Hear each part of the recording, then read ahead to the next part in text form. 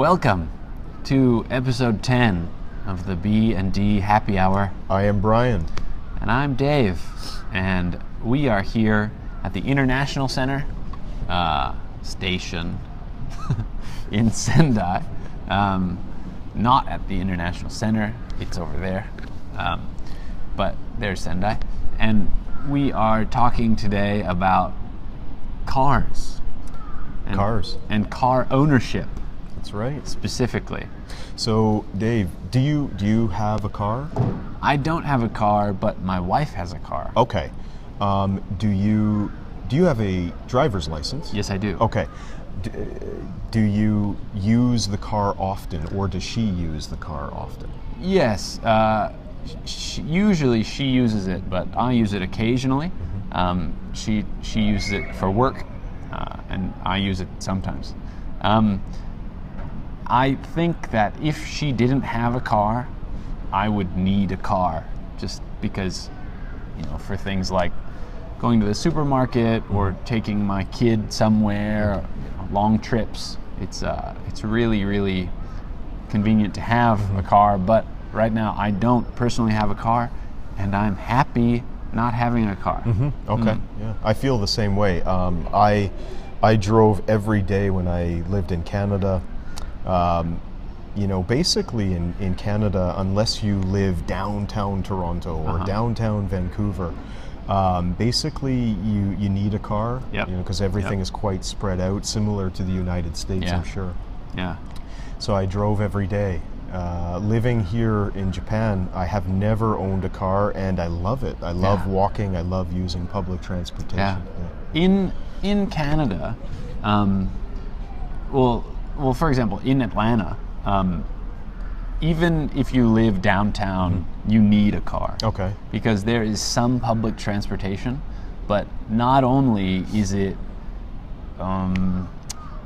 it's poor quality public transportation, but there's a stigma against public transportation that public transportation is for poor people. So you should only use it if you can't afford a car, which it's unfortunate. Is that the same where you're from? Very much. It's the same situation in Canada. People who use public transportation are usually thought to be people who don't have a lot of money. I think you are expected to own a car. In Canada. It's funny, I often tell my students that I would drive to school when I was in high school. Yeah, me too. And most of my friends drove to school when we were in high school. And if you didn't have a car, it was difficult to get a girlfriend. Oh yeah. I mean, you just needed a car as a young boy. Obviously, that's not the way it is here in Japan. I always kind of laugh when I see young high school couples riding together on their bicycles, because it's just not something you would ever see at home in North America. Yeah, and back home, if you're in high school and you have a car, you have a private place to make out. Yeah. The make-out zone. Absolutely. And maybe do other things. What other things, Dave? I don't know. I didn't have any girlfriends. Okay. Boyfriends? Who knows? Okay. Now, for young people in America, your car is a symbol of your independence. Yep. Not having a car means that you can't drive yourself to your job. You can't go anywhere, really. That's right. Unless you live in a very population-dense metropolitan area like New York or Los Angeles. That's right. Chicago. And so I had a car, but to be honest, I hated that car. I hated putting money into that car. I'm so happy not having a car. However, in the future, I imagine that my wife and I will buy the next car together, and I will start car ownership in Japan. Okay. How about you, Bryan? Do you plan to have a car in Japan? Maybe one day. I plan on buying a motorcycle before I buy a car.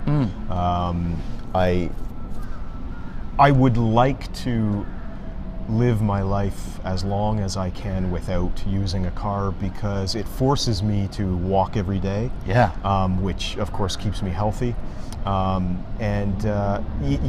Just when you own a car, you're constantly putting money into it. Yeah. So I do have a sense of freedom not having a car. For sure. But yeah, maybe one day I will buy one. Yeah, I love the public transportation in Japan. Yeah. And I think that the reason why public transportation in Japan is respected around the world is because people in Japan take pride in their public transportation. Yeah. And public transportation is not seen as something for people who don't have money, Yeah, I think. exactly. And that's really nice. That attitude is great.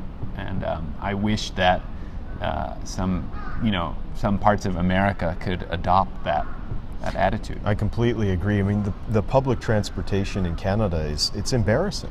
It really is. In this country, in Japan, we can get anywhere by train or by subway, by train, by bus. Anywhere is accessible. But in Canada, if you don't have your own car, it's quite inconvenient. I wish the government would invest money in building up a proper high-speed railway system. Yeah. But I don't see that happening anytime soon. Recently, electric and hybrid cars have become quite popular. And for years and years, the auto manufacturing companies in the States and Canada were suppressing that that initiative to have clean energy transportation. Yep. It's really too bad. So, fuck Ford. Fuck you, Ford. Dick. Anyway, Brian, will you drive me home? I will piggyback you home. Okay, thank you. Okay.